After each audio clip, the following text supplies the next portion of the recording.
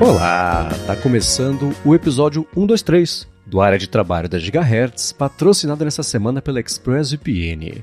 Quem tá falando aqui é o Marcos Mendes, e assim como toda semana, a Bia Kunz, Garota Sem Fio, também tá por aqui.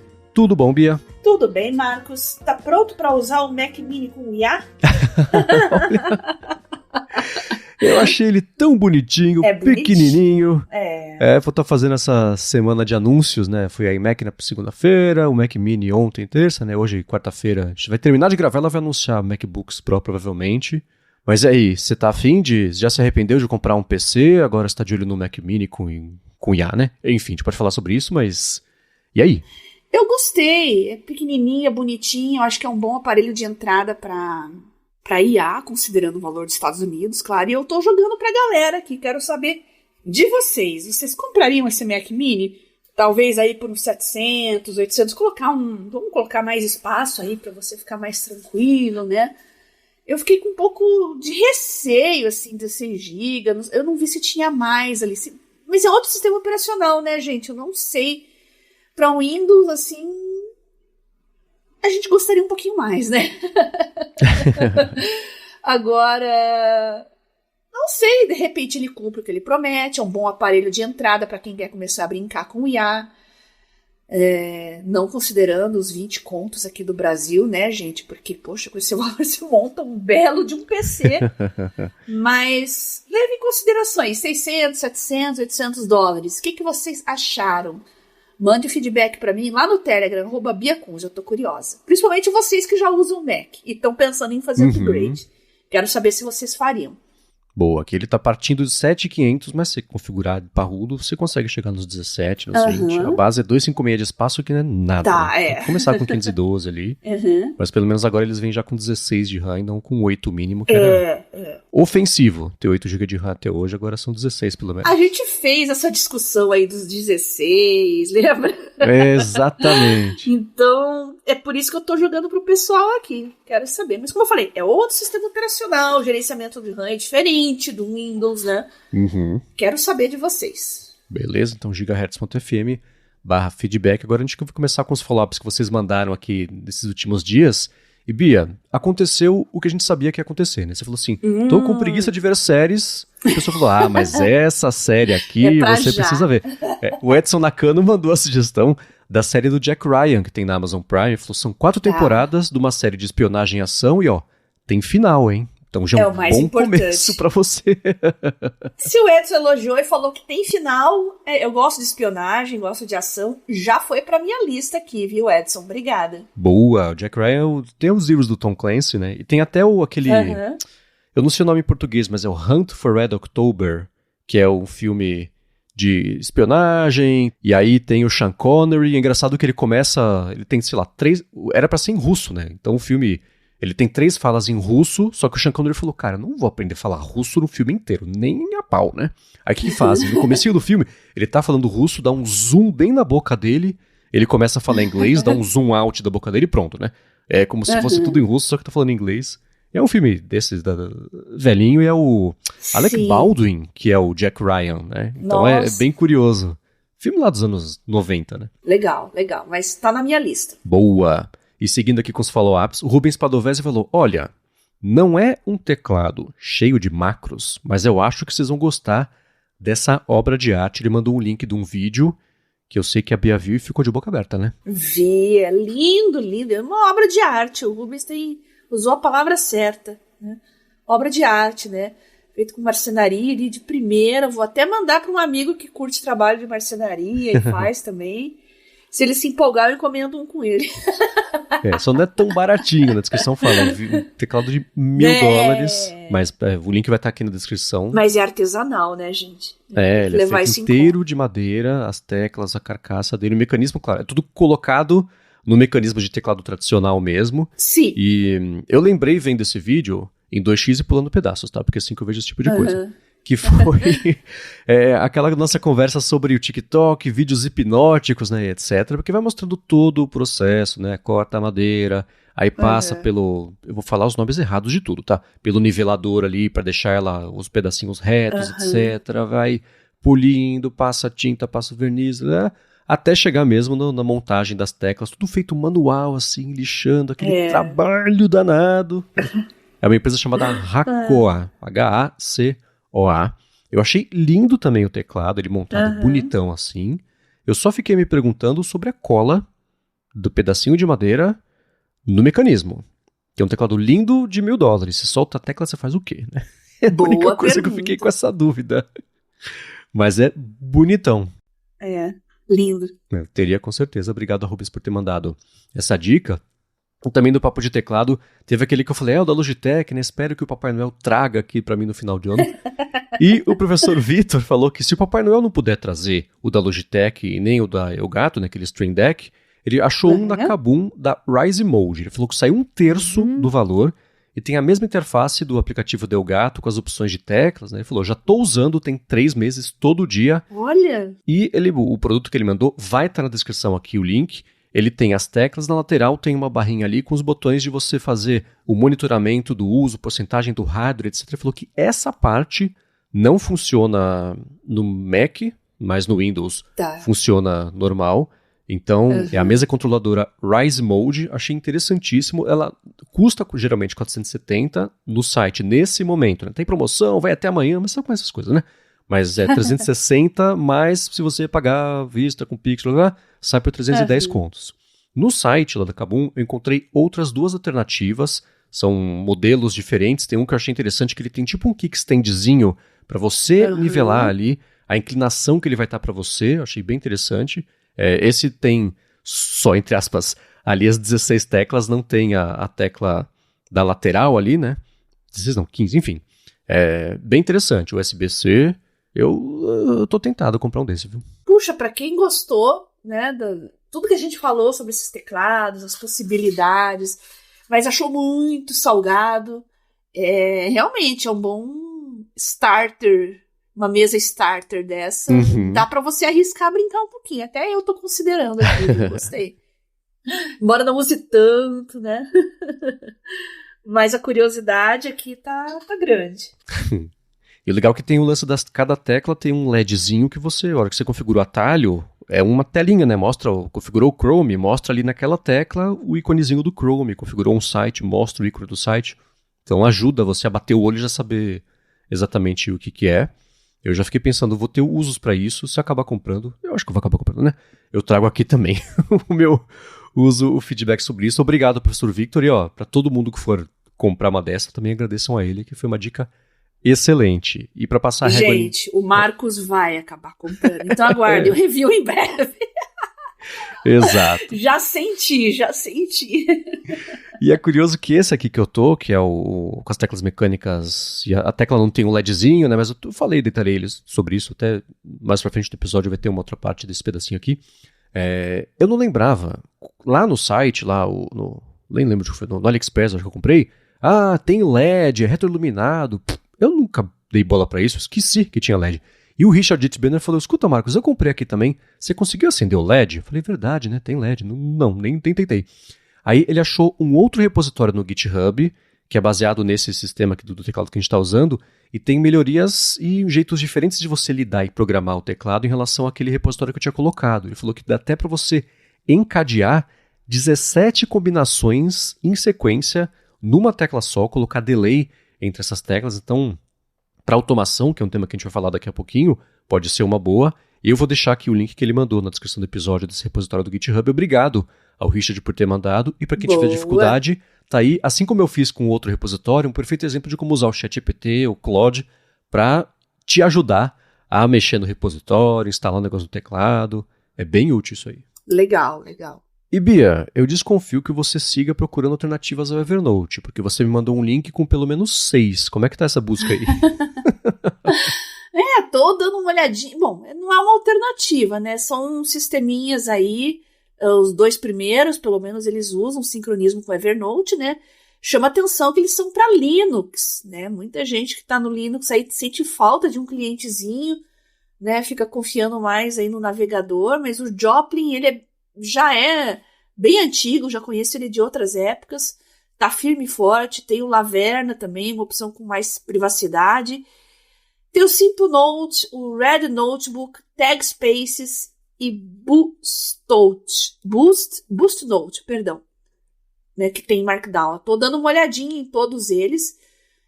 O meu Evernote já expirou aqui, gente. Eu tô só esperando virar o mês. Vamos ver se vai aparecer aquela promoção pra mim. Então, me desculpe, mas eu vou deixar vocês em suspense mais uma semaninha.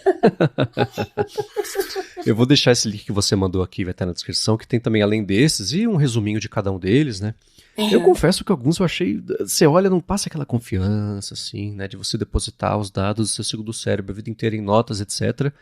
Mas aí isso só eu vendo com base num print que a pessoa escolheu para pôr no site, né? A experiência pode ser diferente mesmo. E além disso, é interessante que nesse site, o livreeaberto.com, eles também têm menções honrosas a produtos, plataformas que oferecem tipos de integração com o Evernote. Tem um que eu achei ótimo, que eles falam que é o Nevernote. É bom o nome, agora virou Nixnote. E é isso, você instala no Ubuntu, no Linux Mint também. E é isso, ele se conecta ao Evernote, mas você usa de uma outra forma, como outra interface, o Everpad também, Spring Seed. Então, opções, especialmente abertas, o que é interessante, não faltam. Se você já usou algumas dessas, mandem pra gente. Se você, nessas últimas semanas, encontrou uma alternativa, um jeito diferente de você ou exportar, ou importar, ou passar a usar aplicativo novo de notas, manda pra gente, que eu sei que esse é um dos assuntos que o pessoal mais curte, mais se interessa e mais precisa aqui, especialmente depois do aumento de preço do Evernote. Para quem não conseguiu acessar ou ativar o desconto do link, que eu vou mais uma vez colocar na descrição aqui do episódio também. A gente, uma hora chega lá. Continue mandando sugestões, que eu continuo avaliando todas as opções que vocês mandarem, tá? Boa! E a gente comentou semana passada, o Jonathan Silva estava atrás do aplicativo de saúde para Mac, para explorar os dados, etc. E a gente até falou, né, sobre as permissões que a Apple dá ou que não dá para o aplicativo de saúde nativo do iOS e a coleta de dados, colocar dados ali, tirar de lá. E o Rambo falou que estava escutando o episódio sobre esse acesso aos dados do saúde do Mac. Ele achava que tinha uma restrição sobre aplicativos fazerem o upload dos dados para servidores próprios ou até mesmo para iCloud, o que seria o jeito mais prático, né, de tornar isso mais acessível no Mac, mas dê uma olhada lá nos guidelines da Apple hoje e a única restrição é que os dados de saúde não podem ser usados para fins de marketing ou rastreamento, então seria tecnicamente possível alguém fazer um app assim. Ele fala que a boa notícia é como a Apple já trouxe o aplicativo de saúde para o iPad, não deve demorar muito para eles trazerem para o Mac também. Então, o Rambo está mais otimista. Eu chutaria uns bons 2 anos aí, que a Apple geralmente demora a fazer essas implementações. Está tudo em casa, né? Mas ainda assim demora um pouquinho. Mas a luz no fim do túnel. Vamos aguardar, então. E fica de novo o convite para quem tem no Mac o aplicativo que se conecta ao saúde por meio lá do iCloud, etc. Manda pra gente que você vai ajudar não só o Jonathan, mas eu também e a todo mundo que tenta achar jeitos de explorar esses dados e é sempre bom ter alternativas assim, né? Agora, Bia, o Juliano mandou uma ferramenta que essa foi a que explodiu a minha cabeça nessa última semana. Ela se chama Storm, foi feita pelo pessoal da Universidade de Stanford e ele define como, o Juliano definiu, né? Um sistema muito interessante para gerar artigos com referências, né? E a própria universidade fala que é basicamente um jeito de você criar, ou de você pedir para a ferramenta criar um artigo no estilo da Wikipedia, faça uma pesquisa, o LLM faça toda uma pesquisa, e isso automatiza o processo de você fazer a curadoria de conhecimento. Dados os polissílabos todos, né? Ele tem uma interface parecida com o que a gente tem falado sobre o ChatGPT, que tem pensamento interno, que é o Chain of Thought, né? Que é ele encadeando uma pergunta e uma resposta para si mesmo para conseguir chegar no resultado mais bacana. A gente viu a Perplexity anunciar uma coisa parecida também lá para o mecanismo de busca que eles têm. O legal desse projeto de Stanford é que ele é open source, você consegue rodar ele local na sua máquina, exceto, óbvio, a parte dele pesquisar na internet para te gerar os resultados. E eu vou deixar na descrição aqui o link pro repositório deles do Git, além do Storm na web, né? Claro, o repositório do GitHub e um vídeo de um canal do YouTube que ensina você justamente a instalar o repositório para rodar ele local na sua máquina. E eu testei rapidinho, fiquei impressionadíssimo, mas eu quero deixar a Bia falar. Se der uma espiadinha, Bia. Vai ter resenha, já tô usando ele, eu já tô testando, explorando. Vou tentar criar umas coisinhas nele aqui, porque eu realmente gostei muito. E eu acho que o pessoal tá meio cansado daqueles artigos estilo ChatGPT, deve estar aí vindo muito trabalho. Com aquela mesma cara, aquele mesmo jeitão. Então eles estão falando, vamos criar uma coisa que dê pra ter um resultado mais criativo, um pouco diferente dessa chatice que a gente tá vendo por aí. Vamos criar um GPT apropriado para esse tipo de trabalho, que não fique com cara de GPT. Né? Então, eu já tô pegando alguns tópicos que eu tô estudando aqui e vou tentar criar alguma coisa e vou compartilhar mais pra frente com vocês, tá? Maravilha. E se durante o que a Bia tava falando vazou um blim, fui eu mandando pra ela um PDF de um teste que eu fiz. Que eu fiz o seguinte, eu tentei fazer o teste do jeito mais cru possível, então ele fala sobre o que você quer que eu pesquise. Eu coloquei só produtividade. Não falei como deixar o dia a dia mais produtivo, deixei uma palavra só. E aí ele até pede, por que você está querendo saber disso? Eu falei, eu vou testar a ferramenta com um tema que eu conheço, então vamos ver como é que vocês se saem, né? E o processo que ele faz de pesquisa é interessantíssimo. Demora, ele falou, pode levar até 3 minutos. Em tempo de processamento, você vê um negócio lá ficar parado, parece uma eternidade. E ele divide essa pesquisa que ele faz em 4 etapas. Com base só no que eu falei, produtividade.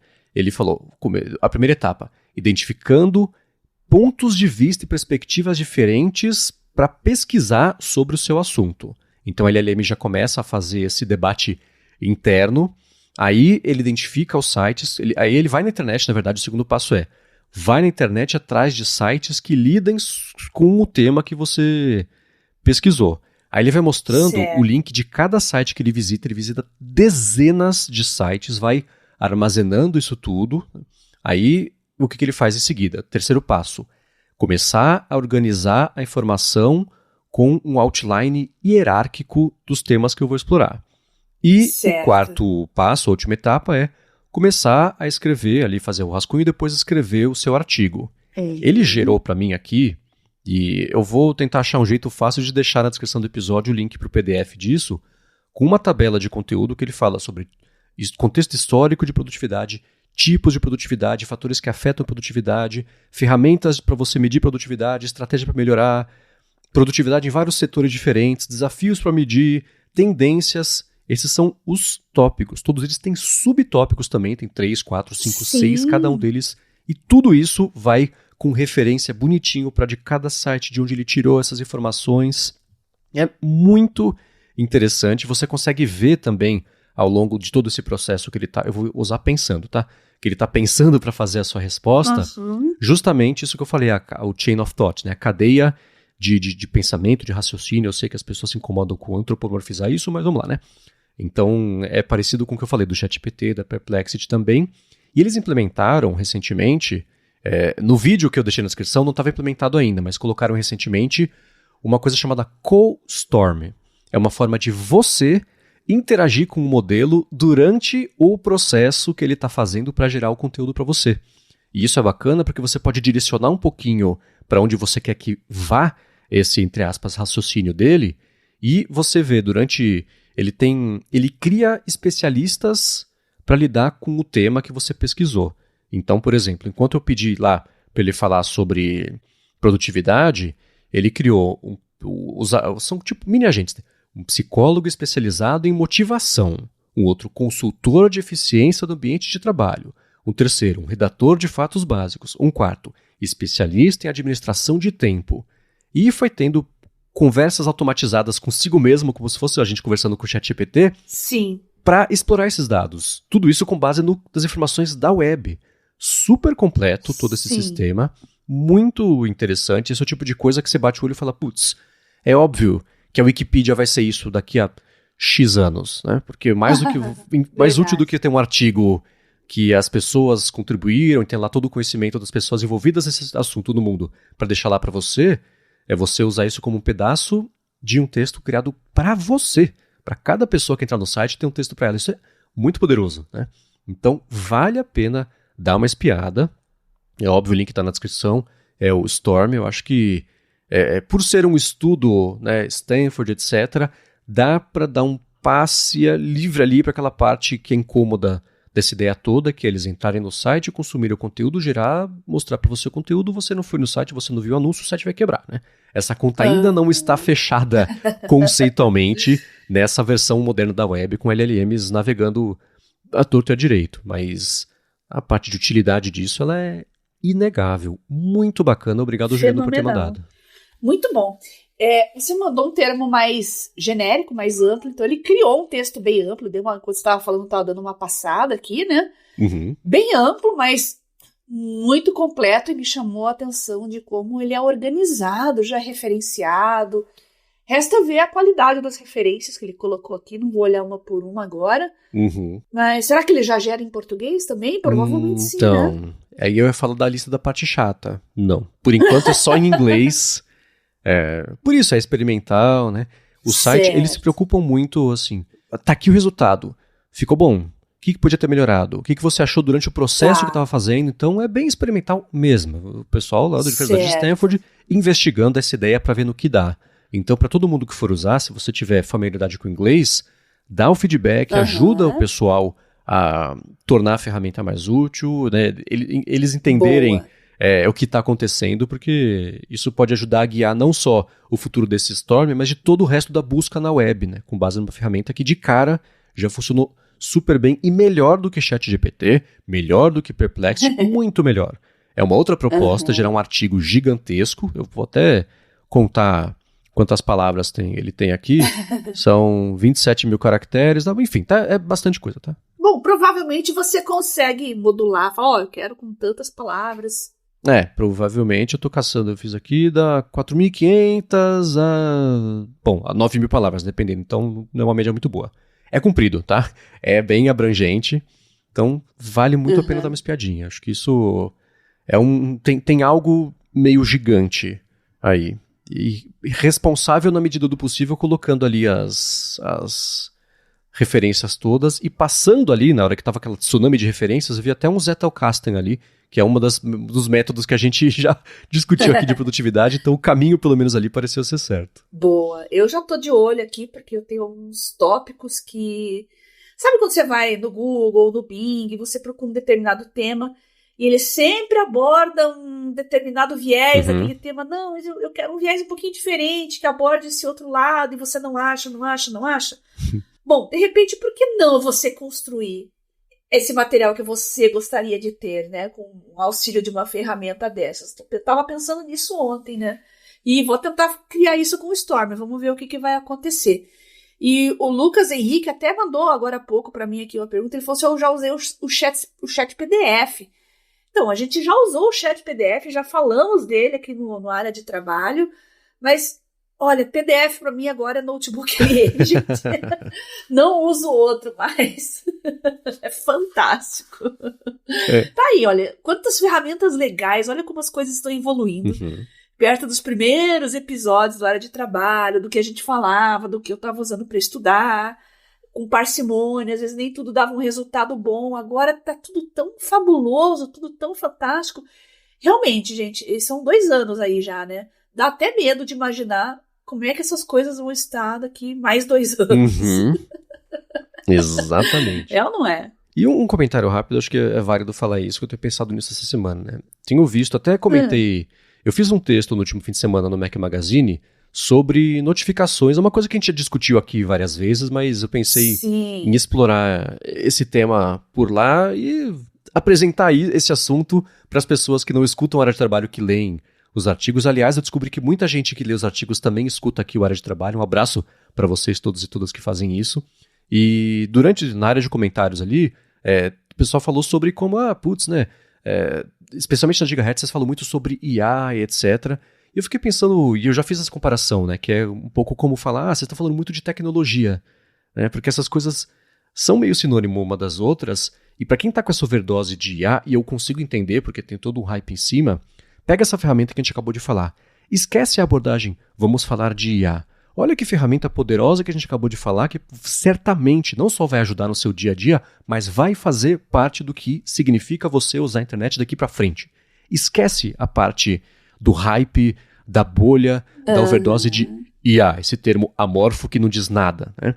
Na prática, e a gente tenta trazer isso aqui nos episódios, na prática, são ferramentas com jeitos novos de você, com sorte, chegar mais rápido no resultado que você talvez nem pudesse chegar de outro jeito, né? Essa ferramenta aqui de Stanford, essa pesquisa, nas referências aqui foram 20 sites, os sites sobre coleções de ferramentas de produtividade, isso tudo com base numa ferramenta de LLM que segue evoluindo para extrair a parte certa de um texto, explorar isso do jeito certo, toda a parte de raciocínio que ele colocou ali de criar agentes que fossem especialistas na parte de psicologia especializada em motivação, junto com consultor de eficiência, com especialista de administração de tempo.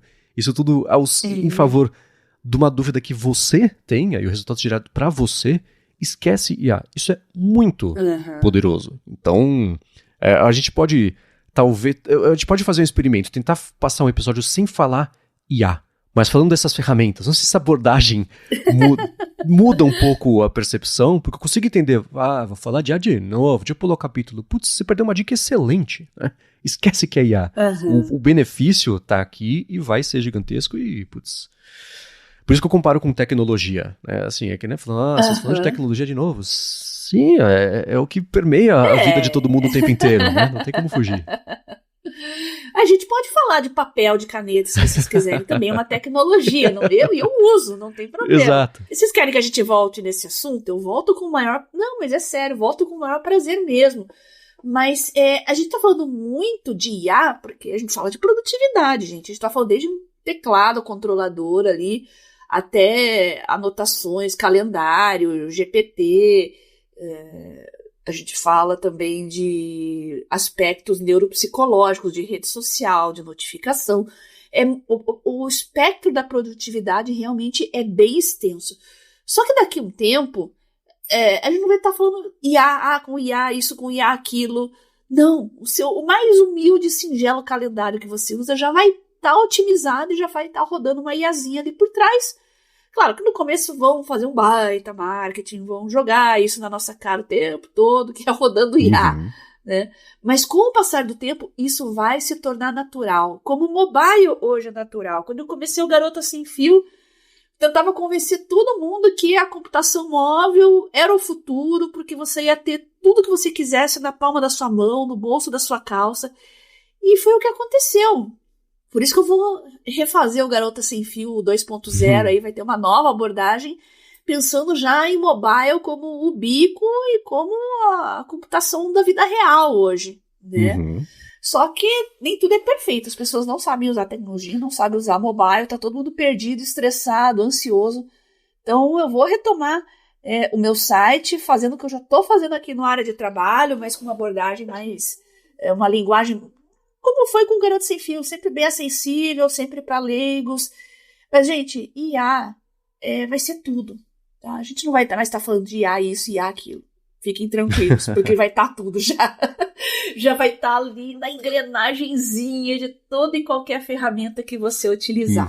E se vocês quiserem falar de canetas, de marca-textos, de papel, de cadernos, o que eu uso, o que é legal usar...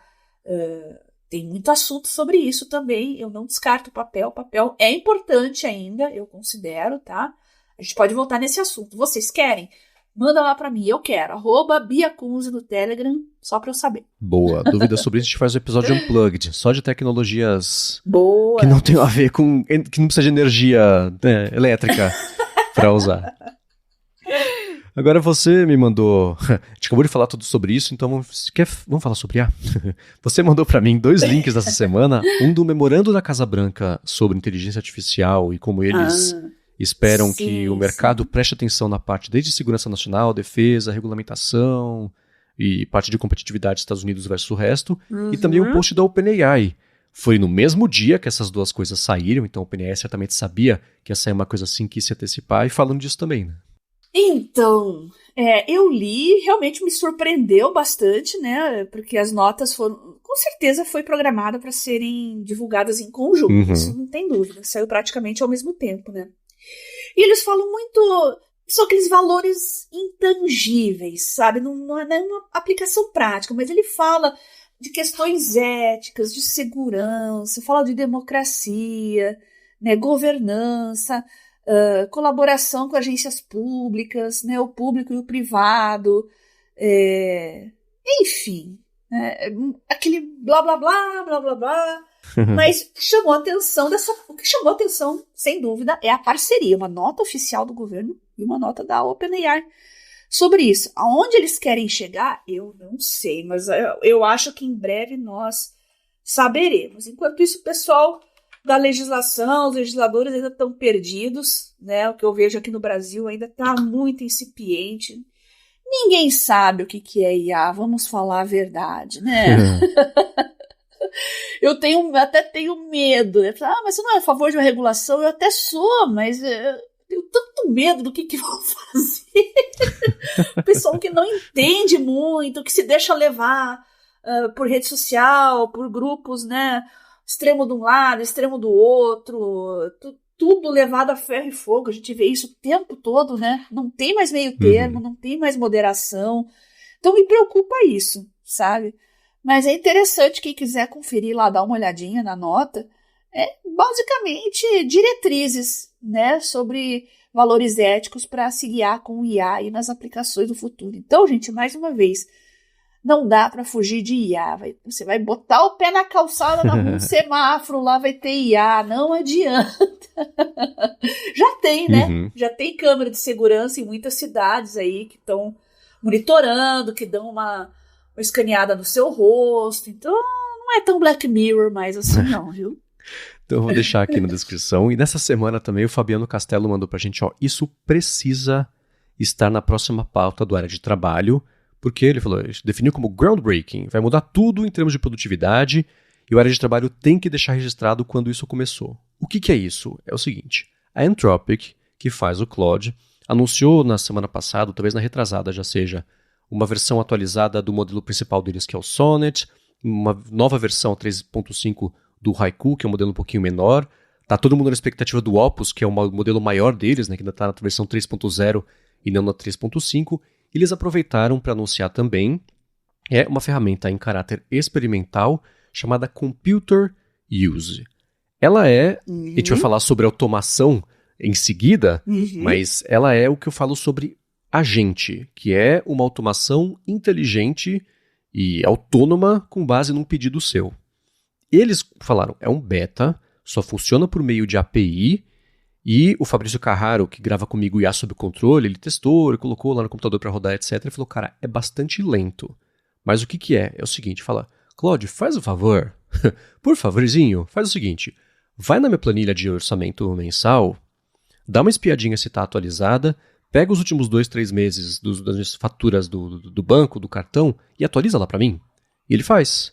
Ele vai lá, abre o Excel, né, você vê ele operando o computador, vai no seu e-mail, procura pelo coisa do banco, baixa o PDF, abre, copia, joga para a planilha. Né?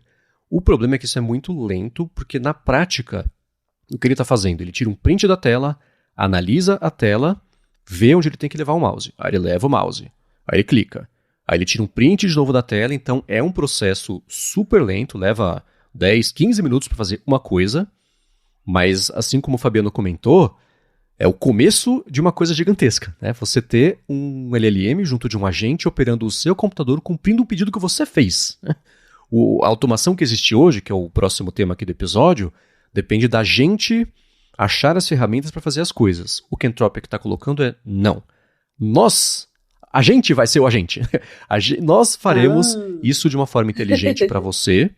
E o Fabiano tá certo que isso é um capítulo novo em automação, que é um jeito mais personalizado ainda de você botar ou um LLM ou uma IA multimodal para funcionar em seu favor. Muito bacana isso aí. E tem um vídeo, claro, que eu vou deixar no link na descrição aqui para vocês verem e entenderem melhor como é que é esse processo. Imagina chegar lá na sua planilha, Marcos, né? Você só chega para ele e fala, dá uma olhadinha no meu orçamento pessoal, aquela controladora lá que eu tô louco para comprar.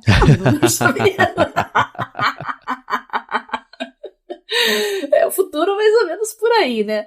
Mas eu dei uma olhada assim, eu tava acompanhando esse lançamento da Anthropic quando eles anunciaram, achei muito legal. Não mexi ainda a contento, eu pretendo mexer melhor, ver um pouquinho mais sobre essa questão de automação, mas muito me interessa. O que eu uso hoje é o If This Then That. É a única coisa que eu tô usando, mas mesmo assim tô usando pouco, sabe? Eu uso mais para coisas vinculadas no meu Todoist, né? Por exemplo, se vai fazer mais que 26 graus, às 7 horas da noite ele manda um aviso para eu ligar um repelente de insetos no quarto. Legal. Se vai chover no dia seguinte, 7 da manhã, ele me notifica para levar guarda-chuva. Funciona. Então, fica lá como uma tarefinha, né? Ligar o repelente, colocar o guarda-chuva na bolsa e tal. Então, é basicamente para ações rápidas, assim, do If This and That, e climáticas, né? Sim. Eu tinha outras, assim, de rede social, mas essas APIs, meu Deus do céu, de Instagram... Tá impossível hoje. Qualquer rede social da Meta, principalmente, é complicado, sabe? Me acha informações, posts sobre, porque eu não gosto de Instagram, mas às vezes tem perfis que só tem lá, e eu quero achar alguma coisa, eu queria alguma informação a respeito de alguma coisa, assim, não dá. Com o tempo foi ficando impossível de se fazer, né?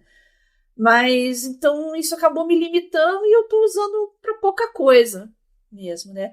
Agora, poder otimizar no dia a dia, mandar, por exemplo, mesclar documentos, né? Que é uma coisa muito legal, né? Você tem ali várias planilhas, coloca numa planilha só e coloca um tema, assim, assim, assado, com micro ferramentas de editar uma macro, um códigozinho, sim, você quer criar uma rotinazinha ali em programação.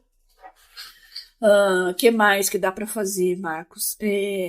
Terminal ali, alguns comandos simples. Eu acho que para tarefas simples assim vai ajudar bastante. Pelo menos é o que eu tô vendo com o que eles estão prometendo aqui, né? Você diz que tá meio lento ainda, isso realmente limita bastante. Sim. Mas eu tô gostando muito do trabalho da Anthropic. Eu acho que entre as LLMs, a minha favorita hoje, junto com o Notebook LM, né, que é minha queridinha, é o Claude. Eu tô usando muito mais do que o GPT e que o Copilot, que era o que eu usava mais, acho que ano passado. Só você. Porque era muito prático, tava ali, me entregava as coisas, mas agora, o Claude agora tem app também, gente. Tá? Antes era só, isso já mudou muita coisa pra mim, ficou muito fácil ali. Você coloca um atalhozinho, ele carrega o teu histórico num instante, então eu já substituí o Copilot pelo Claude. E é realmente o que eu tô usando mais. O Notebook LM, ele ainda é um pouco mais chato, assim, mobile e tal. Eu vou mais pro PC mesmo, mobile é meio complicado. Mas o Claude agora é o tempo todo. A gerente de projeto lá do Notebook LM falou, vai chegar um app, relaxa, estamos correndo, estamos fazendo. O sucesso foi tão inesperado que não deu tempo ainda, mas vão chegar. E eu concordo com você. A Anthropic é engraçado que ela foi fundada por ex-pessoas que trabalhavam na OpenAI, que estavam incomodadas com o jeito, com a pressa. E falam sobre segurança, etc. Então lançaram lá e segue saindo gente, até hoje sai gente da OpenAI e vai para Anthropic, é muito interessante esse movimento. Então, é muito legal você construir uma coisa do zero quando você já fez outra coisa do zero. Você já começa diferente do zero. Exato. Né? Então você galga alguns passos ali diante da concorrência. Essa realmente é a grande vantagem, o grande ponto forte deles, né? E parece que eles prestam muita atenção nos pontos fracos da OpenAI, assim, que o pessoal mais reclama do ChatGPT, até mesmo de coisas triviais, ali a interface, o acesso, tal, eles vão e pegam aquilo que está incomodando no outro, né, e melhoram o deles. E aí tem um joguinho de gato e rato ali que eu já percebi, né? Eu vi o jornalista Casey Newton falar assim, toda empresa nova de IA, do pessoal que era do OpenAI, fala assim, vamos fazer tudo igual, só que sem o Sam Altman? E parece ser meio por aí, assim. Todo mundo replica, só que não do jeito das decisões que ele toma. Espirituoso. Boa, muito bom. É bem por aí mesmo, bem por aí mesmo. O único limite é... Eu ainda tô no gratuito aqui. Eu tô na dúvida se eu assino o Claude, se eu assino o Paul. Eu vou testar mais o Paul agora, como eu tava usando muito elas individualmente, agora eu vou começar a usar mais o Paul, dentro do Paul, para ver se vale a pena uma assinatura, porque acho que uma assinatura do Paul te traz mais, né? Não sei nem se já tava lendo a assinatura aqui, eu tava esperando também, eu não fui mais atrás disso. Vou dar uma olhadinha, aliás. Colocar na minha lista de tarefas aqui, porque vai valer a pena. Né? A gente até abordou isso esses dias, que você assinar o Paul, você abre mão das ferramentas nativas que funcionam, tipo no Claude você usar os artifacts, ou essas coisas no ChatGPT você usar aquele jeito novo de fazer texto, né, que é tudo implementado lá na interface. Por outro lado, você ganha acesso um dilema. a tudo centralizado ali, né? Então, Você testa os dois e comenta com a gente o que você preferiu. Muitas tarefas eu não consigo realmente fazer no Claude, porque tem o limite lá dos tokens e ele fala, não, é muito extenso. Não vou fazer. Ele só responde assim. Não vou fazer. Simplesmente não vou fazer, né? Tem alguns momentos que ele tá sobrecarregado, né? Alguns horários do dia. De manhã, eu uso pouco assim de manhã. Mas quando eu uso, acontece isso. À noite é mais difícil. Acho que é porque é madrugada na Europa, né, gente? Então, possivelmente deve ser esse o motivo, né? Mas, tirando essas limitações, assim, é fantástica. Eu sou apaixonada pelo Claude, pelo notebook LM. Hoje eu não vivo mais sem. Estão sempre no meu navegador, tem sempre as duas abas ali constantemente abertas. E eu queria saber de vocês também, como é que tá o ponto de vista de vocês com relação ao Anthropic e a AI, o que vocês têm usado. Atualizem-nos e o que vocês têm feito. Muito bem, então mandem pra gente ou no Telegram da Bio, então em gigahertz.fm/feedback. Agora eu quero entrar na parte da automação 1.0, né? Já que os agentes serão a automação 2.0 que está chegando. Vamos se preparar com isso, com como que a gente lida com as ferramentas, as técnicas, as tarefas, exemplos práticos também de automação. A Bia deu alguns agora com o IFT, mas antes de falar sobre isso, eu vou agradecer a ExpressVPN, que está mais uma vez patrocinando o Área de Trabalho e segue oferecendo um mês de graça para você experimentar e depois 3 meses de bônus ao final da assinatura do plano anual em expressvpn.com/adtrabalho. Se você depende de Wi-Fi públicos na sua vida, porque você viaja muito, porque você vive muito em cafeterias, trabalhando por lá, os seus dados são o preço ou uma parte do preço da conexão, geralmente ser gratuita ou ser... a do avião não é gratuito, mas ainda assim os seus dados são um preço, porque os sites que você acessa, os servidores, os serviços, os aplicativos, que dispositivo que você tem, qual versão do sistema operacional, tudo isso é coletado ou para te mostrar anúncios, ou então para depois ser cedido, emprestado, vendido, vai saber, para instituto de pesquisa, ou pior, né? E tem a parte da segurança, vai saber como é que está a segurança, como é que foi configurada a segurança desse Wi-Fi. Então você resolve tudo isso de uma vez só, protegendo sua conexão por meio da ExpressVPN, que tudo passa a ser criptografado a ponto de nem ela saber o que está acontecendo, onde você está acessando, os conteúdos, por quanto tempo, etc.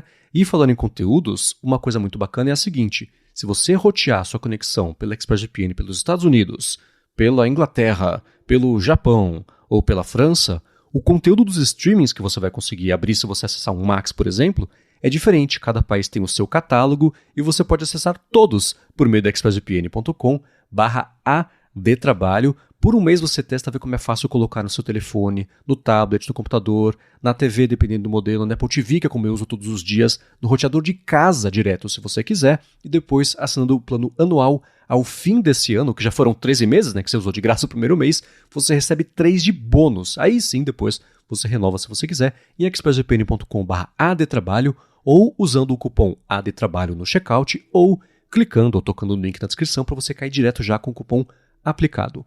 Muito obrigado, ExpressVPN, pelo patrocínio de mais esse episódio do Área de Trabalho e pelo apoio a toda a Gigahertz. Eu não abro mão mais de VPN, né? Não importa se tem bloqueio, se não tem bloqueio, para o nosso trabalho aqui no Brasil, olha, segurança, privacidade, acesso a uma ampla gama de conteúdos, assuntos que a gente nem teria acesso de forma nenhuma aqui, mesmo com a web sendo tão extensa, tão ampla, a gente não tem acesso a muita coisa aqui. Então, VPN hoje é indispensável. Muito obrigado ao pessoal da ExpressVPN por patrocinar o Área de Trabalho. Obrigado e vamos lá, Bia. Eu fui apresentado ao mundo da automação justamente com o IFT, que é o acrônimo de If This, Then That. Era na época... O pessoal usava muito... Quando ele apareceu, a previsão do tempo era o exemplo clássico e é um dos mais úteis, né? Então, assim, é o que você falou. Se for chover amanhã, me avisa na véspera às 7 da noite para levar um guarda-chuva, né? Ou então, assim, se a temperatura for aumentar 5 graus ou for cair mais do que 5 graus, me avisa. Porque a diferença é tu levar um casaco ou passar calor, né? Então, esse tipo de coisa eu comecei a ver sendo muito usada. Aí eu vi que quando você entra no ifttt.com, eles colocam uma galeria de exemplos de automações que as pessoas estão fazendo. E eu lembro que tinha muito disso. Quando eu postar no Twitter, poste também no Facebook, no Instagram e não sei onde, né? Ou sempre que alguém postar, antes do Twitter ter os alertas nativos, sempre que a Gigahertz postar uma coisa nova, me mostre um alerta no telefone, né? E você tinha formas de encadear essas coisas. Então, assim, jeitos malucos, tá? Que isso pode começar a abrir a cabeça do pessoal. Sempre que a Bia tweetar, acende a luz da minha cozinha. pra eu saber que ela tweetou, né? E tinha esse tipo de coisa que dava pra fazer, né? Boa. Então, e tinha jeitos mais práticos de usar, por exemplo, quando eu tinha... A Siri não deixava, não tinha integração entre ela e o Roomba, o aspiradorzinho lá.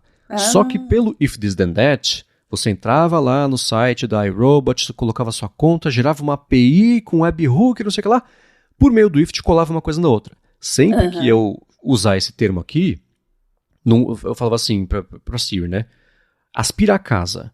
Esse comando no iOS, eu falava para ativar o atalho do Ift, e o Ift ativava o atalho da API do Roomba que ligava ao aspirador de casa. Era uma volta gigantesca, né? O negócio ia para o espaço e voltava 30 vezes, gastava 20 litros de água só para eu fazer o comando de voz e conseguir ativar isso além quando precisasse. E se o servidor saía do ar, já era tudo, né? Pronto, né? Caía todo o dominó. Né? Melava o esquema. Exato. Então tinha muito assim, rotinas da manhã. Todo dia às 8 da manhã... Pegue os assuntos dos e-mails que eu recebi nas últimas 12 horas, das notícias publicadas no blog tal, e me mande um e-mail me apresentando isso, né? E você entrava no e-mail, você via o resumo, etc. Isso tudo era lá no comecinho. Hoje existem serviços, plataformas, ferramentas, as próprias IAs e LLMs que fazem uma parte disso, mas essa porta de entrada do Ift para eu automatizar as coisas na web, me ajudou a entender o poder que existia para automatizar as coisas que eu fazia localmente, no computador, no telefone, né? Mesmo na parte digital. Então, pode ser assim, né? Um exemplo que eu vou chutar aqui também. Observe a minha pasta de downloads. Sempre que eu baixar um PDF, você copia o nome desse PDF e vai na minha lista de tarefas, no arquivo de leitura, e adicione o nome desse... Ou então adicione o PDF, entendeu? Então, sempre que chegar um e-mail e eu salvar, você coloca na minha lista do Todoist, por exemplo. Então, são jeitos de você ir direcionando essas tarefas, né? Eu estou contando tudo que a Bia já sabe, mas é para vocês que estão escutando aqui e talvez não saibam, né?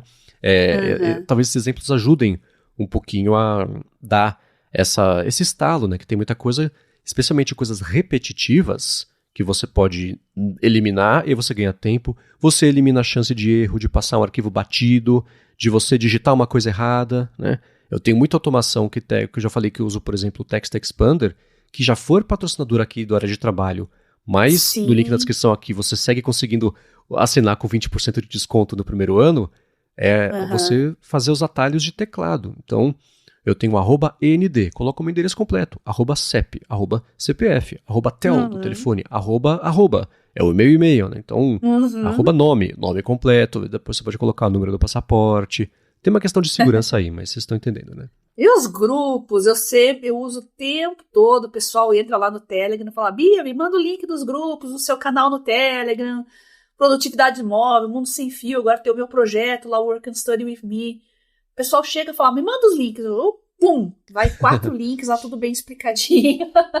É tempo de vida mesmo. Não ia ter como mandar um por um escrevendo tudo, né? Totalmente. Então cada vez... E existe um processo, isso foi uma outra coisa, aliás, que o pessoal comentou nesse último texto do Mac Magazine de notificações. Tem uma conta anônima, essa conta anônima é a exceção da regra, né, do pessoal. Conta anônima geralmente é o pessoal que é mais mal educado. Ele não, é uma conta inclusive chamada Amigos e sempre comenta de um jeito positivo, até quando é para criticar de um jeito positivo, construtivo, é um exemplo que muita gente poderia seguir, né? Sim. E ele falou sobre, na parte de notificações, o que chama atenção é exatamente como a gente depende muito de ficar pensando em poupar tempo, e se isso não acaba sendo uma carga cognitiva, que era o que você queria eliminar para começo de conversa. Não seria a obsessão em diminuir a sobrecarga, uma fonte de sobrecarga cognitiva? 100%, né? Por outro lado, existem coisas que... É que nem a falácia da caixa preta. Se a caixa preta é indestrutível, por que não faz o avião com o material da caixa preta? Né? Eu acho que existe muito parecido esse contra-argumento para automação. Né? Vocês passam tanto tempo pensando em fazer automação que vocês gastam mais tempo do que se fosse trabalhar. Mais ou menos. Né? A primeira coisa é o prazer de você ver o negócio funcionar sozinho. Outra coisa é o benefício de fazer o negócio funcionar sozinho. E, numa escala infinita de tempo, por mais que demore para você configurar uma automação, ela vai te poupar tempo. E não só isso, ela vai te poupar para fazer outras coisas que sejam mais úteis para você, que sejam mais rentáveis para você.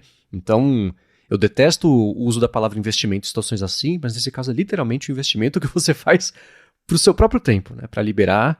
E o que eu falei de eliminar erros é muito, né, frequente. E erro assim, você vai digitar seu endereço. Às vezes digita uma coisinha errada, você não recebe uma encomenda, ou então, putz, deleta. Agora sim tá certo, né? Você poderia ter eliminado isso, estava no terceiro campo de digitação, não no primeiro, fazendo isso. Então você passar a identificar tarefas repetitivas que você questione se pode fazer automação ou não, vira um processinho automático no cérebro. Isso com certeza. Quanto mais você pensa nisso, mais você pensa nisso. Por outro lado, é prazeroso você ver essas coisas andarem sozinho e entrega benefícios que vão além de você gastar 15 minutos configurando um atalho de teclado que vai te poupar 5 segundos por vez, né? No agregado, no fim de 10 anos, te poupou mais tempo do que levou para configurar. Mas parece burra a ideia de você gastar um tempão automatizando tarefas que você cumpre em segundos, mas vai além dessa poupança de tempo, né? E aí com isso eu queria entender da Bia, além do IFT, como é que a automação faz parte do seu dia a dia, quais são as automações que você quer compartilhar aqui com a gente, né? Como é que você lida com isso no seu dia a dia? Eu queria usar mais, eu uso bem menos do que eu gostaria. Talvez porque eu não seja muito fã de automação doméstica, nunca me interessei muito, porque tudo é muito ligado à Alexa, esses comandos por voz, e eu não gosto, gente. Eu não gosto. Quando meus amigos começaram a contar as histórias que a Alexa do nada começa a fazer coisas aleatórias ouvindo a conversa, eu fiquei bem assustada com isso. E eu tenho gatos barulhentos e já viu, eu vou achar que é assombração. Ah, certeza. Não, mas tirando isso, eu acho o estado de coisas, assim, de um gerenciador de voz que você coloca em casa, assim, eu acho creepy mesmo, sabe? Então, não sou fã, não gosto, não tenho planos por enquanto de colocar, não gosto de ter a ideia de um dispositivo escutando tudo o que acontece no ambiente, isso me incomoda muito. Então, eu nunca fui atrás desse tipo de informação, de automação. Mas agora, com relação a processos de produtividade, como eu disse, eu estou usando só o IFT, tirei muita coisa porque APIs estavam limitando os meus automatizadores personalizados que eu tinha feito, então eu desanimei muito, né? Mas eu estou aberta a melhorar, eu queria de vocês sugestões para usar mais coisas, né? Estou usando muito ferramenta de IA, eu queria usar mais ferramentas de automação no dia a dia. Eu quero sugestões, eu quero que vocês me passem lá no Telegram, @BiaCunze, o que vocês estão usando, o que dá para fazer você ganhar mais tempo no dia a dia, se tem coisas vinculadas já de automatização com IA junto. Tô aberta, eu quero aprender com vocês. Meu uso ainda está muito restrito. Preciso melhorar isso, viu, Marcos? Conto com vocês. O feedback de vocês vai ser bom porque o meu ecossistema de automação ele é bem pequeno. Tem o Text Expander de um lado, tem o Keyboard Maestro do outro, né? O IFT eu não uso mais. E agora, com o teclado macro aqui, deu para juntar o teclado, o Keyboard Maestro e o Text Expander, e uma coisa está potencializando a outra, e está me apresentando novos jeitos de pensar sobre automação, o que é muito bacana, né? Então, eu comecei com o Keyboard Maestro, né? Uma automação que destravou para mim um pouco disso é assim, né? Quando eu ia gravar, o que eu fazia? Eu conectava o microfone no Mac, eu ligava o QuickTime, ligava aqui o programinha da Shure que ajuda eu a monitorar a hora que como é que tá o áudio, mutar o microfone, etc, etc. Eu fui Keyboard Maestro. Sempre que eu conectar o microfone no USB, abre para mim o QuickTime, vai em arquivo, nova gravação de áudio, abre também o Shure Motive e coloca essas janelas aqui, né? Ao invés de fazer isso manualmente, agora ele faz sozinho, o que é excelente, né? Poupa algumas etapas. Em todos eles tem essa poupança de etapas, mas esse do USB foi o que me ajudou bem a destravar essas possibilidades que foram além de só, sei lá, né? Se eu apertar o Command F1, abre a pasta de downloads. Isso aí, beleza, né? E atalhos é uma coisa, tanto atalho de teclado quanto mais atalho de teclado ligado à automação, né? Para edição de áudio, por exemplo, os podcasts aqui todos da Gigahertz, os da Alura também, tudo o que você faz na hora de editar tem que ser o mais eficiente possível, né? Eu tenho o mouse, é outra coisa, né, que ajudou muito a automação. O mouse Max Master 3, eu edito um episódio de 1 hora 95% das ações estão todas no mouse. Porque um é para quebrar as faixas, o outro botão é para selecionar as faixas, trazer para trás. Então são 1, 2, 3, 4, 5, 6, 7 botões. Cada um tem uma tarefa específica que eu customizei para poder fazer isso tudo. E eu não é perder tempo, mas no fim das contas eu não perco tempo alternando a mão entre o teclado e o mouse. Está tudo ali. Eu só preciso, entre aspas, editar, né? E isso é a mesma coisa com esse tecladinho novo também, né? Eu, ao invés de ir lá seleciono o arquivo, vai lá na parte de filtros, entra no equalizador, hora que abrir o equalizador, eu clico no campo para digitar quanto que eu quero, o normalizador, enfim, né? Eu aperto um botão. Ele já abre lá a janela, já clica para só digitar quanto que eu quero ajustar ali os decibéis de uma faixa, né? Eu tenho uma sequência de 3 botões que me poupa, sei lá, 18, 20 cliques. Então, essas pequenas coisinhas vão ajudando no dia a dia, especialmente para tarefas ultra repetitivas, como é editar um arquivo de áudio. Porque para editar um arquivo de áudio, você faz o quê? As mesmas 4 coisas 600 vezes, né? Se eu puder automatizar um pedaço disso, ao invés de clicar 1.800 vezes, eu clico 300, né? Então, isso é um trabalho específico, mas é um exemplo de trabalho repetitivo e que já é, de certa forma, automatizado, né? Eu viro um robô editor na hora que eu estou editando, porque é sempre a mesma coisa. Tirar uma tossida, tirar um intervalo, tirar um... que são aqueles barulhos horríveis que depois, quando a gente escuta o episódio inteiro, né, do pessoal que captou. Então, é um trabalho meio repetitivo. Mas existe a parte manual de você saber exatamente a pausa entre uma coisa e outra, para não ficar uma frase colada e você não perder o sentido. Então, esse é um exemplo, tá, do que eu estou falando sobre, especialmente o Audition. Uma outra coisa, outro exemplo específico, mas que eu acho que pode ajudar a destravar também a cabeça de todo mundo. Os capítulos dos podcasts. O que eu faço? Quando eu estou escutando um episódio e estou revisando, eu já vou marcando. Segundo 00 é o capítulo Olá, né? O minuto 00 por 1 minuto e 20 segundos é o capítulo tal. Eu coloco a minutagem e o nome do capítulo, para depois eu voltar no Audition, adicionar os capítulos, adicionar os nomes e exportar, né? O que eu fiz? Eu fiz nessa semana uma automação que eu aperto um botão e ele fala assim, quantos capítulos tem esse episódio? Eu falo 17, ele fala, tá bom, pá. Aí ele copia um timing, joga no Audition, coloca o timing, volta para o arquivo, copia o nome do capítulo, volta para o Audition, cola o nome do capítulo, faz isso todas as vezes, pronto. Eu tomei uma água. Enquanto ele sozinho automatizava a salta de um programa para o outro para colocar os capítulos com os nomes certos no lugar certo. Então, de novo, é uma atividade repetitiva que não exige muito cérebro, que não toma muito tempo, mas agora exige 0 cérebro e toma 0 tempo, porque ela acontece sozinha, né? No agregado de editar 10 episódios por semana, 50 semanas por ano, faz uma diferença. Apesar de eu ter passado um tempão batendo cabeça para conseguir fazer o keyboard do maestro, seguir a sequência certa dos comandos para fazer. Então, é esse o tipo de coisa que a gente tem que ficar mais ligado na hora de pensar, será que eu consigo automatizar essa etapa desse pedaço do processo do meu trabalho que acontece só na terça-feira? Talvez, né? Eu estou dando esse exemplo do keyboard maestro. Quem usa automações no Windows, eu não domino, não conheço, mandem pra gente ferramentas parecidas e vale a pena, a hora que você estiver dominando isso, você pensar, e por que eu estou falando tanto desse teclado macro? Porque ele destravou muito mais possibilidade de eu cadastrar atalhos específicos e que são assim, Command, Shift, Alt, cotovelo, meia lua para frente, soco, Start, para fazer uma coisa. Mas agora são infinitos os atalhos que eu posso cadastrar, porque eu não preciso digitar atalho, eu preciso apertar um botão. E o botão ativa o atalho, e o atalho ativa alguma coisa.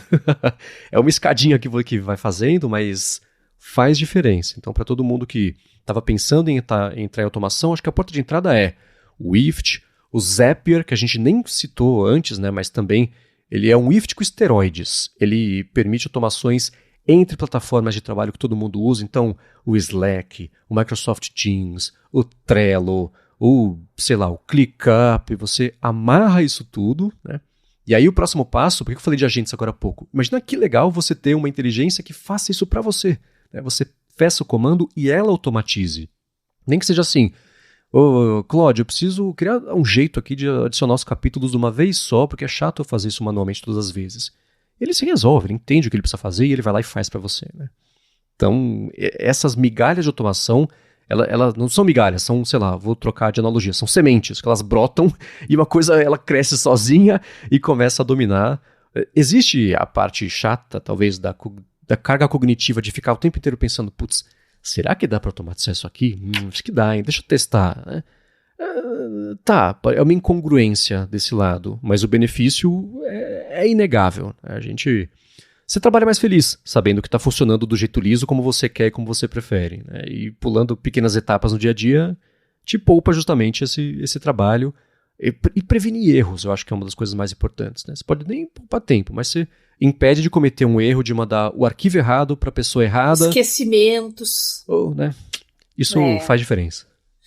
Eu tava pensando aqui, o que mais me irrita no meu dia a dia que eu gostaria de automatizar ou otimizar de alguma forma. E na minha vida, pelo menos, é o WhatsApp. Todo mundo sabe disso, né? E agora tem um botzinho da Meta dentro, todo mundo tá sabendo, a gente vai comentar sim, porque muita gente vai querer que a gente comente, né?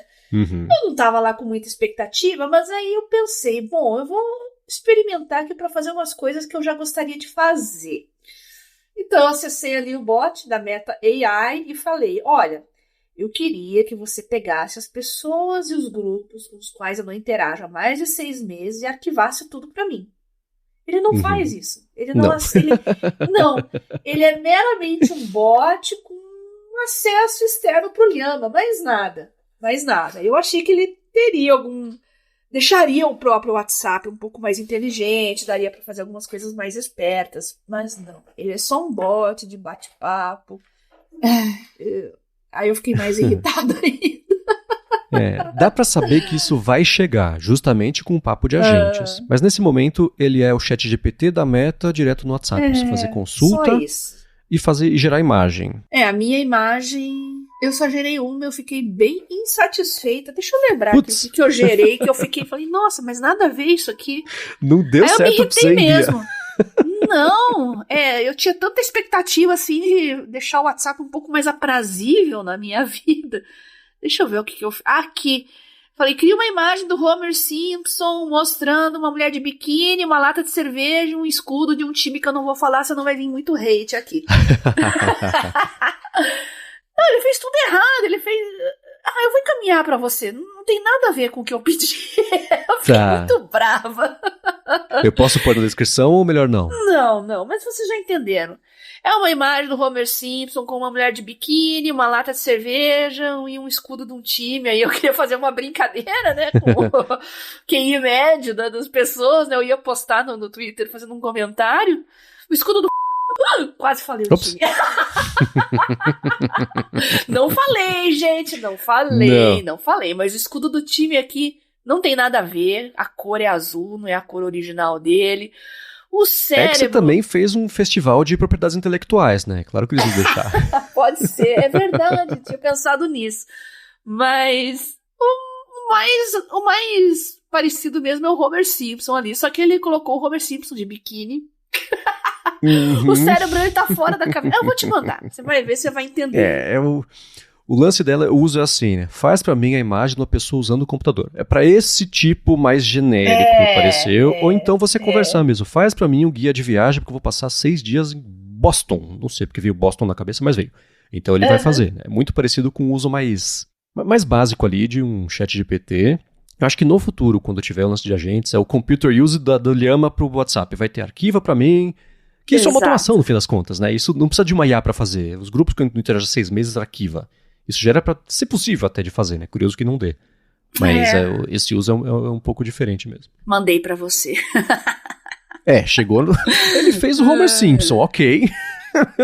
Eu achei que isso ele nem faria. O cérebro é um cérebro gigante, não tem nada a ver. Parece um cogumelo na cabeça e ele tá de biquíni, tá? Essa imagem eu vou ter pesadelos hoje à noite.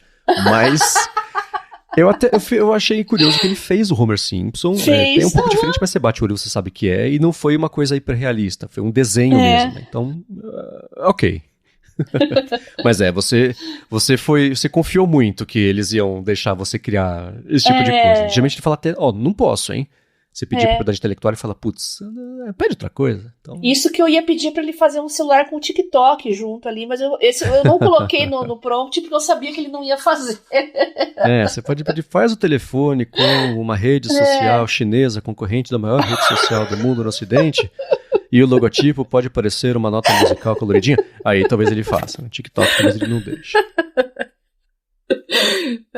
Mas, pessoal, se vocês têm também dicas de o que vocês usam para fazer automação... Outro exemplo besta, tá? Que eu faço. O Audition, ele gosta de travar às vezes. Ele não tem autosave, ou pelo menos não de uma forma nativa ou fácil. Talvez tenha um jeito de você não terminar, não quis fazer isso, tá? Ele trava e fecha, e ele fala, tem um backup do arquivo aqui, você quer? Você abre, ele é de 1 hora atrás, se você não salvou, ou não funciona muito bem. O que eu fiz? Keyboard Maestro, sempre que eu estiver com o Audition em primeiro plano, aperte Command S uma vez a cada minuto. Então não preciso mais me preocupar com isso. Ele faz o autosave, sim, a cada minuto ele salva sozinho, né? Porque eu tava fazendo o quê? Minha posição de trabalho, mão direita no mouse, mão esquerda no Command S. E eu ficava salvando sem perceber a cada... Não sei de quanto em quanto tempo, era muito frequente, então eu tirei agora essa parte da carga cognitiva, ele faz isso sozinho para mim. Então, e o Keyboard Master ele é muito poderoso para automações que vão muito além do teclado, né? Isso é o que é bacana. Eu falei, né? Porta USB, ele fica de olho, né? Pasta, se aparecer um arquivo novo nessa pasta aqui, copia ele para minha área de transferência. Ou então, nessa pasta aqui, aperta como se fosse aqui o botão direito do mouse, vai lá e copiar o caminho do Dropbox para poder mandar para alguém, já copia. Então, é isso que é o benefício dele. De novo, galera do Windows, se vocês têm programas assim, e que a gente não tenha citado aqui, mandem pra gente, porque eu acho que deve existir algo tão poderoso assim no Windows, eu só não conheço. E para quem tem Mac, o Keyboard Maestro, junto com o Text Expander, fazem miséria. E vale começar de pouquinho. A gente falou sobre previsão do tempo, né, o resumo de notificações, que agora vai até as IAs vão resolver, mas ainda assim, hoje em dia, aqui, 30 de outubro de 24, ainda nem todo mundo tem acesso a esse tipo de resumo. Ele pode fazer também. Começa com uma coisa pequenininha, né? Acho que a previsão do tempo é o principal. Se for chover amanhã, me mostra o alerta. Se for subir ou descer 5 graus, me lembra de pegar o casaco ou de sair de bermuda. Não sei. Ou me avise sua temperatura, cada um decide o que vai fazer, né? Daí vai destravando. E é um processo contínuo de evolução, né? Você vai aprender. Tem coisa que nem é fácil, nem precisava ser automatizada. Mas se automatizar, melhor, né? Você encadeia automatizações. Se eu abrir o QuickTime, você vai lá em arquivo novo. Então é isso que é o poder dele. E no Keyboard Maestro você pode usar variável, você pode usar condicional, dá para ir encadeando assim. Quando acontecer... Esse do otário, né? Se eu apertar o Command Shift M, aperta aqui o Option Shift pro lado 3 vezes, aí você copia, aí você vai no Audition, aí você aperta o Command M, aí você adiciona o capítulo. Volta. Então dá para você ir fazendo um passo a passo mesmo. Ou então, se eu apertar aqui o botão tal, vai nesse programa aqui, nesse pedaço, tá vendo esse botão aqui? Você bota uma imagem do botão, vai nesse botão aqui e aperta esse botão. Ele reconhece a imagem para fazer isso. E aí, o que eu estou usando isso para fazer? Mutar e desmutar o microfone, navegar a interface do Audition para posicionar o mouse no lugar certo para clicar e deixar eu só digitar o número de decibéis. Essas pequenas etapas de coisas repetitivas que você pula 3, 5, 10, 50 mil por semana traz um benefício, mesmo que demore para cadastrar. Você destrava o trabalho, você acelera o trabalho. Isso, putz, aí sim, não tem preço mesmo. Olha, legal, eu preciso aprender mais sobre automatização, preciso estudar mais sobre esse assunto. 2 coisas que eu quero fazer muito, e eu vou ter que fazer nas próximas férias, porque... vocês sabem, né? O meu PC chegou aqui na semana seguinte, acabou a greve, me atropelou de um jeito, então eu não fiz tudo que eu gostaria. Mas uma é automatizar mais tarefas, e a outra é criar um NAS aqui, né? O NAS a gente já comentou aqui no área de trabalho, né? Um network, um storage... Attached Storage, isso. Eu quero ressignificar o meu Mac Mini. Eu tenho um Mac Mini de 2014 aqui e eu quero dar um propósito para ele. E eu tô pensando em fazer isso. Não sei se é possível fazer isso com Mac, quais os melhores softwares, o melhor sisteminha. Ligado tudo aí também ao OneDrive, ao Dropbox também, para ele acessar a nuvem. Automatizar local e nuvem aqui de um jeito mais fácil.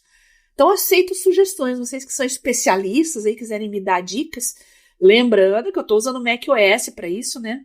Então, meu sistema principal é o Windows e esse NAS seria é basicamente para arquivo de mídia, gente. É aquele meu GPT dos sonhos lá, com os meus podcasts salvos e transcritos, os meus vídeos, minhas aulas salvos e transcritas, aquilo lá. Esse é a minha configuração dos sonhos aqui, para no futuro uma IA organizar tudo e trazer para mim o meu Google pessoal.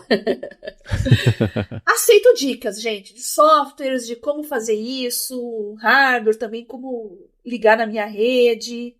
Tá valendo. Você já fez isso, Marcos?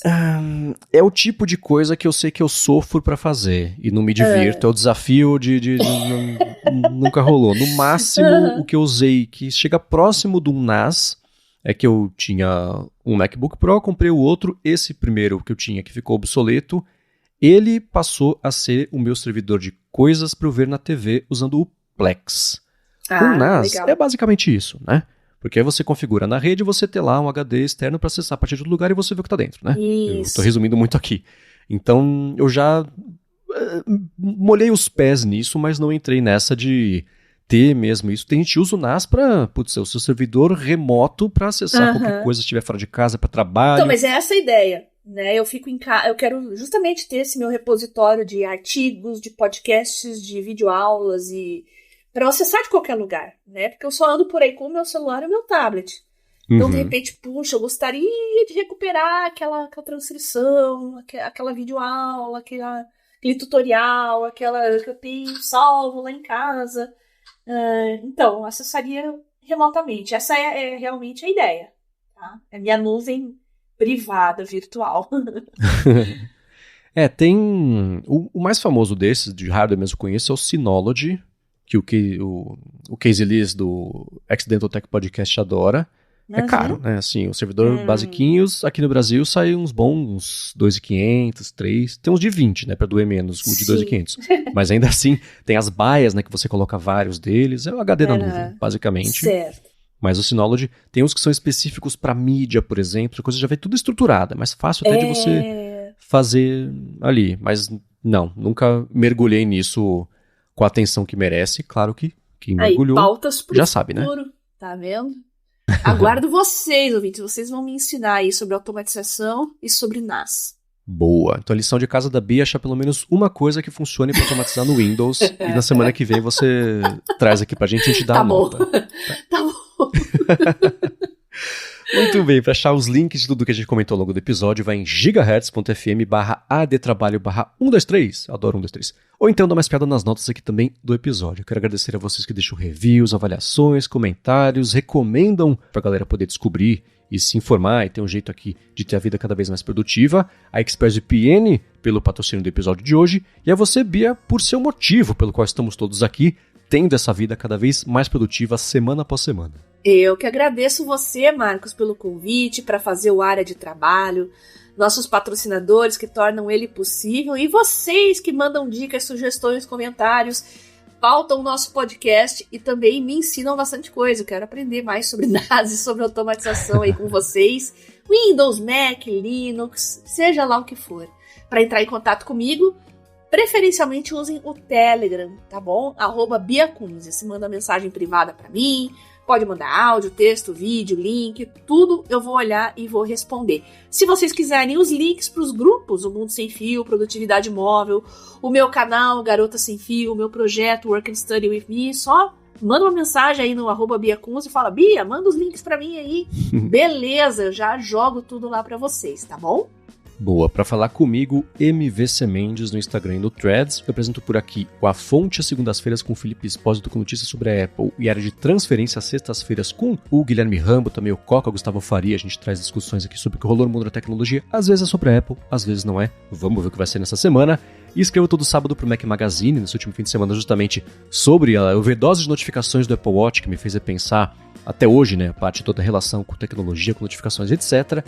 E apresento pra Lura toda sexta-feira o IA Sob Controle. Essa semana teve uma entrevista bem legal com o Jomar Silva da NVIDIA. NVIDIA IA tem tudo a ver, o link também na descrição. Pessoal, obrigado mais uma vez pela audiência de vocês e a gente volta na quarta que vem. Beijoca sem fio a todos e até semana que vem.